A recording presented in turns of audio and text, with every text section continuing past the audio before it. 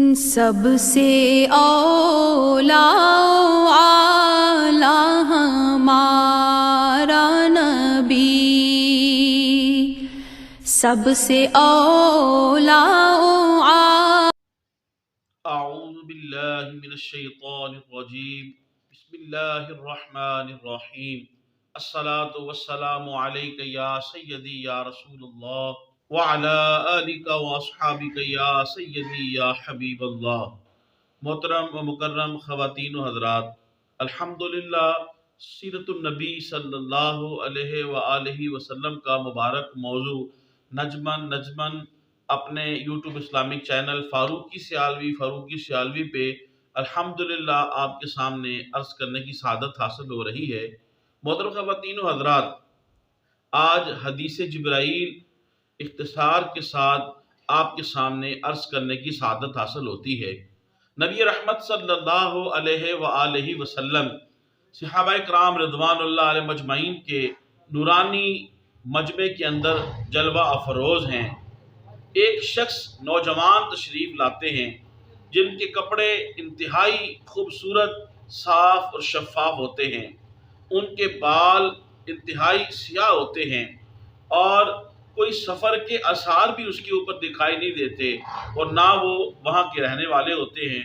حضور رحمت عالم صلی اللہ علیہ وآلہ وسلم کے قریب آ کر دو زانو ہو کے باادب بیٹھ جاتے ہیں اور اپنے دونوں ہاتھوں کو اپنی دونوں رانوں کے اوپر رکھ لیتے ہیں ادب کے پیش نظر، اور پھر حضور رحمت عالم صلی اللہ علیہ وآلہ وسلم سے عرض کرتے ہیں، اے محمد صلی اللہ علیہ وآلہ وسلم، مجھے اسلام کے بارے میں بتائیے۔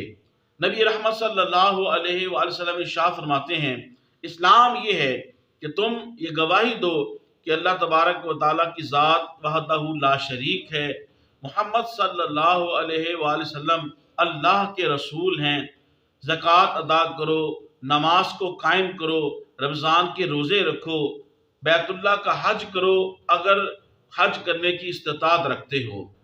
جب حضور رحمت عالم صلی اللہ علیہ وآلہ وسلم نے اس کے سوال کا جواب دے دیا تو اس نوجوان نے کہا، صدقتا، آپ نے سچ کہا۔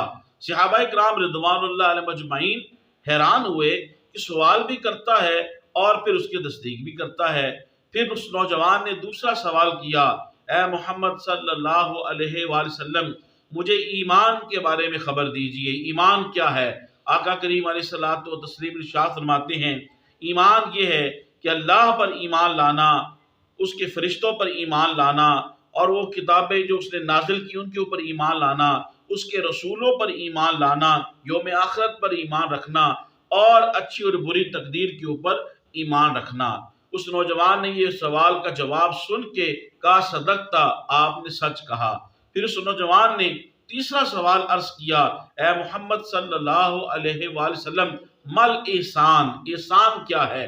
آقا کریم علیہ الصلوۃ والتسلیم نے ارشاد فرمایا، احسان یہ ہے کہ تم اللہ کی عبادت ایسے کرو کہ تم اللہ کو دیکھ رہے ہو، یا کم از کم تمہارے اوپر عبادت کرتے وقت یہ کیفیت طاری ہونی چاہیے، انسان اور بندہ مومن کے اوپر یہ کیفیت طاری ہونی چاہیے، مسلمان کے اوپر، کہ اللہ اس بندے کو دیکھ رہا ہے۔ پھر اس نوجوان نے حضور رحمت عالم صلی اللہ علیہ وآلہ وسلم کی بارگاہ میں چوتھا سوال یہ عرض کیا کہ قیامت کے بارے میں مجھے بتائیے، وہ کب قائم ہوگی؟ حضور رحمت عالم صلی اللہ علیہ وآلہ وسلم نے ارشاد فرمایا کہ جس سے سوال کیا جا رہا ہے وہ سوال کرنے والے سے زیادہ نہیں جانتا۔ محترم خواتین و حضرات، یہاں پر تنبیہ ہے کہ آقا کریم رحمت عالم صلی اللہ علیہ وآلہ وسلم نے یہ نہیں فرمایا کہ مجھے علم نہیں ہے، بلکہ آقا کریم علیہ الصلوۃ والتسلیم کو قیامت کے بارے میں علم تھا، لیکن اللہ تبارک و تعالیٰ کا حکم تھا، اللہ کی منشا یہ تھی، اللہ کی مرضی یہ تھی، اس کے اندر حکمت یہ تھی کہ ابھی اس کے بارے میں جو ہے حتمی طور پہ نہ بتایا جائے۔ پھر اس نوجوان نے عرض کیا کہ قیامت کی نشانیوں کے بارے میں بتا دیا جائے۔ حضور رحمت عالم صلی اللہ علیہ وآلہ وسلم نے قیامت کی چند ایک نشانیاں بتا دیں۔ آقا کریم علیہ الصلوۃ والتسلیم نے ارشاد فرمایا کہ ایک نشانی یہ ہے، کنیز اپنی مالکہ کو جنے گی اور تو دیکھے گا ان لوگوں کو کہ جن کے پاؤں میں جوتا نہیں، جن کے جسم پر لباس نہیں، وہ جو عمارتیں تعمیر کریں گے ایک دوسرے سے اونچی تعمیر کرنے کی کوشش کریں گے۔ پھر سورہ لقمان کی یہ آیہ مبارکہ پڑھی، ان اللہ عندہ علم الساعہ، یعنی اللہ ہی کے پاس جو ہے وہ قیامت کا علم ہے۔ ان استفسارات کے بعد، ان سوالوں کے بعد وہ سوال کرنے والا چلے گیا۔ جب وہ چلے گئے نوجوان، حضور رحمت عالم صلی اللہ علیہ وآلہ وسلم نے ارشاد فرمایا، اے میرے صحابہ، یہ جبرائیل علیہ السلام تھے جو تمہیں تمہارا دین سکھانے آئے تھے۔ سبحان اللہ، اللہ اکبر کبیرہ۔